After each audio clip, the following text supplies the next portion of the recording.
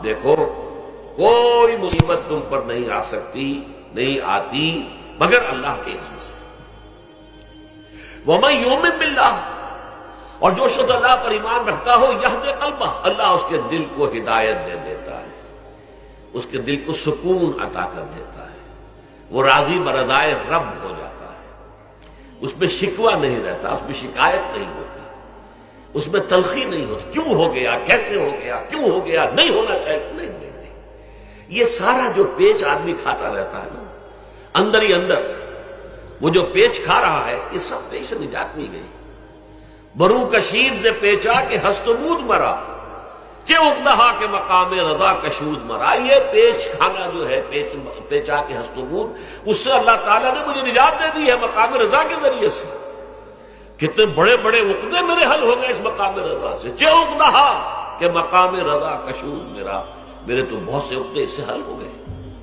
اس حوالے سے ایک موٹی بات تو یہ ہو گئی، لیکن اب اس کو 3 حصوں میں تقسیم کیجیے۔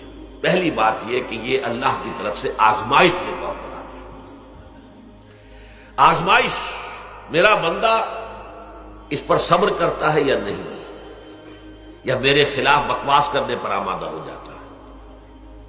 اللہ تو ایسا ہے، اللہ نے تو ہم پر کبھی کرم کیا ہی نہیں ہے، اللہ تو ظالم، معاذ اللہ معاذ اللہ معاذ اللہ۔ کہیں ایسا تو نہیں، میرا بندہ جو ہے تکلیف کو جھیلتا ہے میری وجہ سے، یہ سمجھ کے کہ اللہ کی طرف سے آئی۔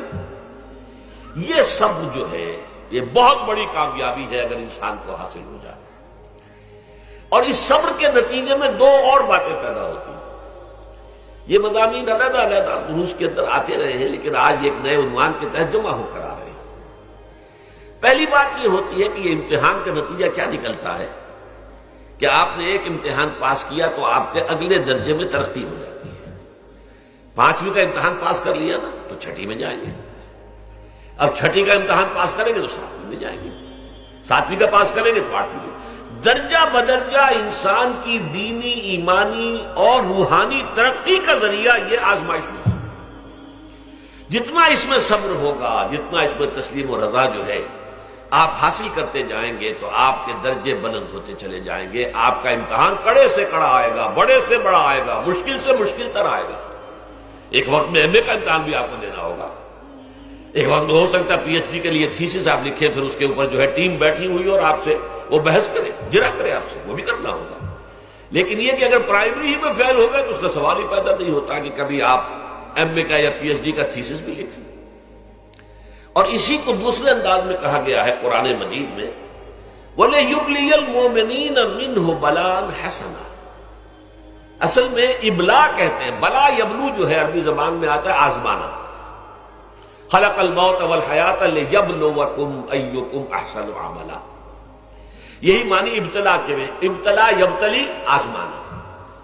ابلا یبلی جو آتا ہے باب افعال سے، اس میں آتا ہے کسی کو کسی تکلیف میں ڈال کر اس کو نکھارنا، کہ اس کا جوہر نکھر جائے، اس کے اندر جو خیر ہے وہ اور چمک جائے، لوگوں کو بھی معلوم ہو جائے کہ یہ شخص اس مقام کا اہل ہے، اس کے اندر یہ صلاحیت ہے، اس میں یہ قوت موجود ہے۔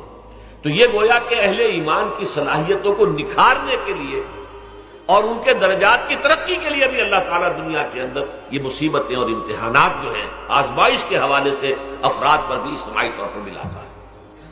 اور ایک اس کا اور بھی ہے، اہل ایمان پر اس طرح کی ابتلا و آزمائش کی ایک نوعیت اور بھی ہے، اور وہ یہ ہے کہ جو بھی آپ سے غیر ارادی طور پر، یا یہ کہ آپ نے کوئی گناہ ارادی طور پر بھی کر لیا، اللہ تعالیٰ اس کی سزا اسی دنیا میں دے کر آخرت کی سزا سے محفوظ کر دیتا۔ گویا کہ اس سے بڑا خیر کیا ہوگا؟ یہاں کی سزا کیا ہے؟ جھیل لی آپ نے، بخار آ گیا، ٹانگ ٹوٹ گئی، چلیے 3 مہینے آپ بستر پر پڑے رہے نا، اور کیا ہوا؟ کچھ نہیں۔ لیکن یہ کہ آخرت کی سزا ملتی ہے، بہت عظیم ہوتی ہے۔ لہذا کفارہ بناتا ہے اللہ تعالیٰ ان جو بھی گناہ ہو گئے، غلطیاں ہو گئی ہیں، ان کا کفارہ اللہ تعالیٰ بندہ مومن کے لیے، حضور کی ایک حدیث ہے، اس کا متن مجھے اس وقت یاد نہیں ہے، کہ مومن کا معاملہ عجیب ہے، اسے کوئی تکلیف پہنچتی ہے صبر کرتا ہے، وہ اس کے گناہوں کا کفارہ بن جاتا ہے، اور اگر کوئی خوبی ملتی ہے تو اللہ تعالیٰ کا شکر ادا کرتا ہے، اس کے درجات بلند ہو جاتے ہیں۔ تو یہ معاملہ جو ہے اللہ تعالیٰ کی طرف سے بندہ مومن کے حق میں خیر کہ در حقیقت اس کے ان گناہوں کی پاداش کہ جو اس نے یہاں کر لیے ہیں یہی دنیا میں دے کر دھو دیا جائے، پاک کر دیا جائے۔ جیسے آپ کو معلوم ہے دھوبی جو ہے کپڑے کو بھٹی میں چڑھاتا ہے، گرم پانی میں ڈالتا ہے کہ ڈالتا ہے تاکہ اس کا میل نکلے، اس کے آگے پٹکتا بھی ہے ذرا اس کو تاکہ وہ میل اچھی طرح چھٹ جائے اس سے۔ اسی طرح اگر دنیا میں ہمارے میل چھٹ جائیں، دنیا میں اگر ہمارے گناہ دھل جائیں تو یہ بڑے نفع کا سودا ہے، بڑے نفع کا سودا ہے، بڑے نفع کا سودا ہے۔ اس اعتبار سے آپ غور کیجئے کہ اگر یہ حقائق ہمارے سامنے رہے تو کیا کوئی تکلیف دنیا کی ہمیں بھاری محسوس ہوگی؟